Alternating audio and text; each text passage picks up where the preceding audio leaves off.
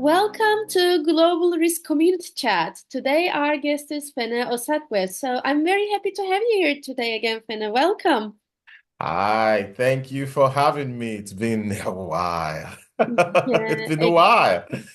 yeah, indeed. So of course, I believe our previous discussion was like a year or two ago. So for those that may have missed it, can you briefly introduce yourself again to our audience? Fantastic. So Dr. Fene Osakwe here. I have been I'm a multi-award winning cybersecurity professional.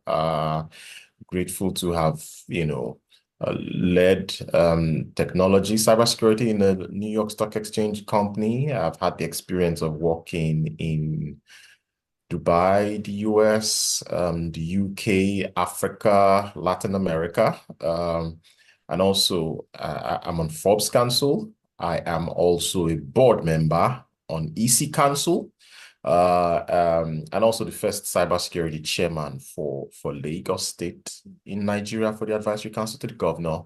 Uh, and an Amazon best-selling author. So yeah, pretty much a lot of things. But I think it just gives me the bandwidth to be able to, and gives me the breadth to sort of be able to speak about cybersecurity on a very global scale. Yeah, sounds really well challenging but fun at the same time. Very broad for sure. So thank you for that short introduction. So this is actually also our first interview of the year of 2025 in Yo, Global nice. Community Chat. So we are starting very strong to it with you and I believe today we are talking about top cyber risks to manage in 2025, right at the Mhm, start of it. So, mhm, yeah, mhm, let's get mhm. into it. So, what are some, key things you want to share about this? Some top things.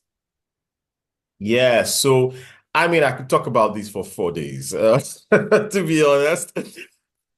And I did that. I did an article on Forbes. I'm also on Forbes Council, so I put an article out on Forbes, and I do this every year where I just talk about in my mind, what the top risk for the year will be. So there's a very detailed one on that, but we don't have that time. So I will talk about a few things, and we have to start with artificial intelligence, don't we?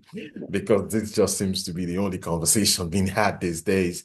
And I think from an AI perspective, um, one of the risks I think that organizations will need to deal with is what I call shadow AI.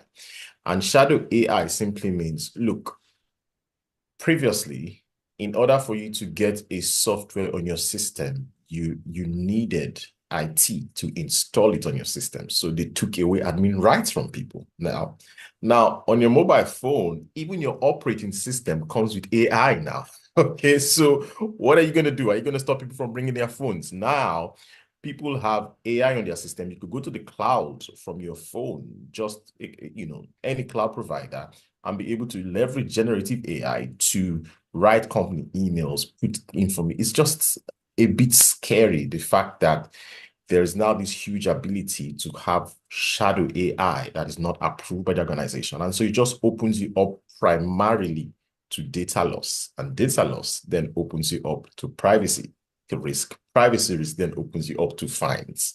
So that line for me, I think, is one that organizations and individuals need to be very careful about. Um, Third-party risk is one that has to be mentioned because we call it one-to-many now. Previously, if you needed to, I don't know, to be able to do harm to an organization, you try to get into the organization. So if Bank A, for example, if I want to be able to steal money from Bank A, I need to be able to get into the organization. But now, Bank A, B, C, D all use the same software provider. So if I get to that software provider, then rather than just have an impact on bank A rather. Now I could have an impact on bank A, B, C, D. So the scale is a lot. So what are you doing with your third parties? What policies do you have to manage them? What clauses do you have in those contracts? What addendums have you included? Have you ensured that to some extent you have some clauses in those places that indemnify you? Because, that's kind of where we're going to. The other things I think we should flag, of course, deepfakes are not going to go away. Last year, a company lost what, $25 million because a phone call came from someone who was supposed to be the CFO, and it wasn't. And someone acted on that instruction. But here's what I'm concerned about deepfake going into the future, 2025 and beyond. What I think we might end up with, because now we're just talking about deepfake in terms of, oh, someone gave an instruction. Is it correct? Is this the right person? During the last election in the US, there was a deepfake where someone seemed to have been one of the contestants making a statement that he actually didn't make. So there's all of that confusion.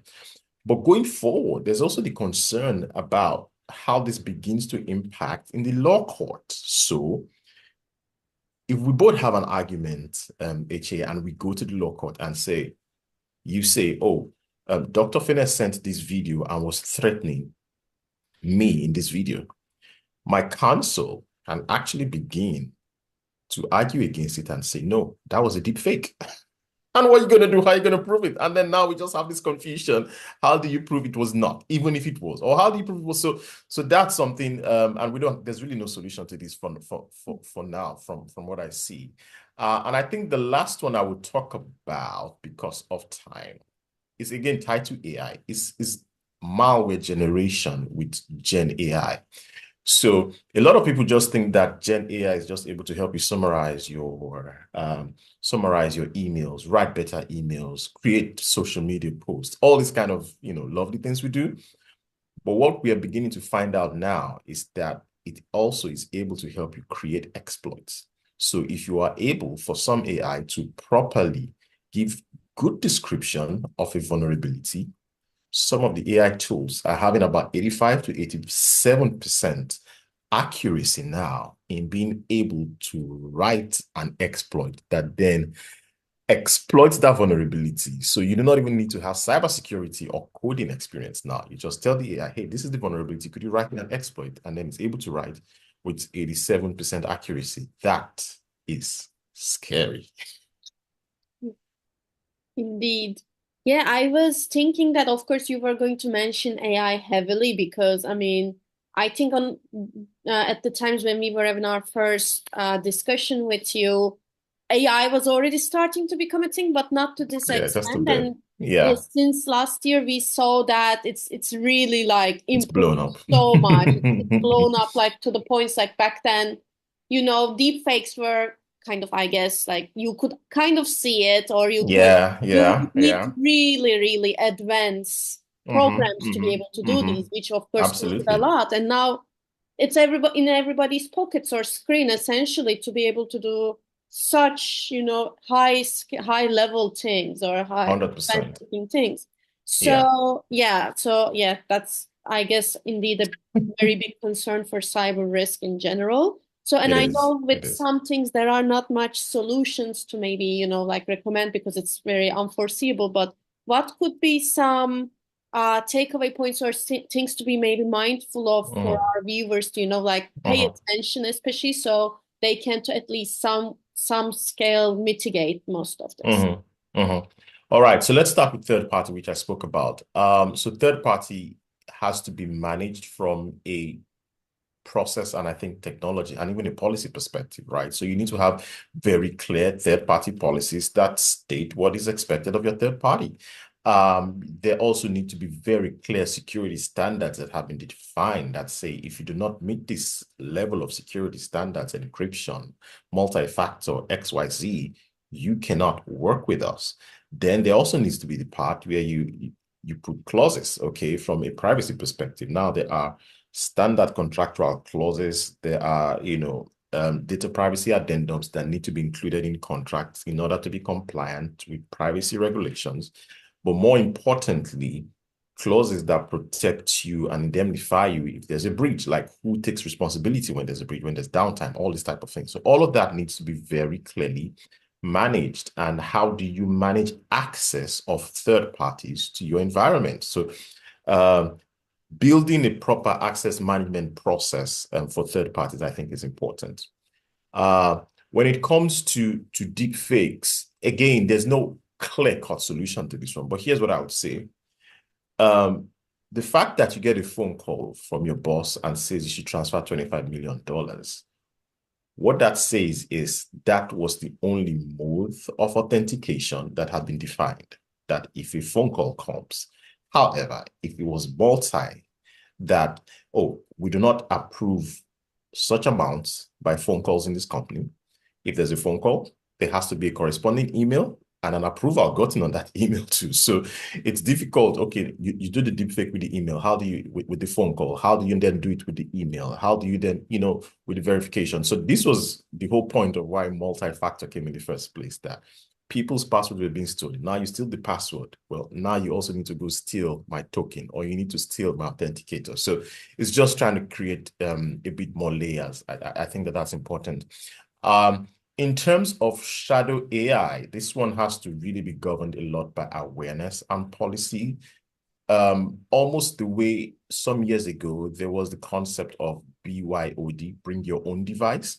And a lot of organizations put, policies and processes in place to be able to make sure that when you bring your own device, this was when mobile technology and cloud were just, really being driven and people just had their emails on their phone. When you bring your own device, these are the minimum requirements for you to be able to use our network on your mobile phone. It's a segmented network, guest network, all these type of things. I think that those things have to come into place with AI. I think that if organizations are not able to provide in-house Gen AI abilities such that, you know what, you do not need to use what you have on your phone. We have a system where you just go on the system, and if you need to use Gen AI, it's already here for you. But it's in a secure environment. We have secured it rather than you just creating your own shadow AI. I think that helps. But holistically, the cybersecurity strategies now, I think, need to be updated from just security strategies to cyber resilient strategies, because it's almost so easy now to be able to suffer a cyber breach. You need to be resilient enough to bounce back. Yeah. Thank you so much for those recommendations as well. And with that, that was actually all of my questions. So is there anything else you would like to add? Absolutely nothing. I wish you, like I said in my article, I wish you a cyber safe, a cyber secure 2025. And for some of these predictions, hopefully we come again in 2026, and then we ask ourselves, hey, which of these actually came to pass, and how do we get better in 2026? Yes. Thank you then, Pene, for once again being our guest. It was, as always, very insightful, and I hope that it will also be quite useful to our audience, looking ahead in 2025 and onwards, of course. So yeah, thank you so much. We appreciate it. Amazing. Thank you very much. Thank you.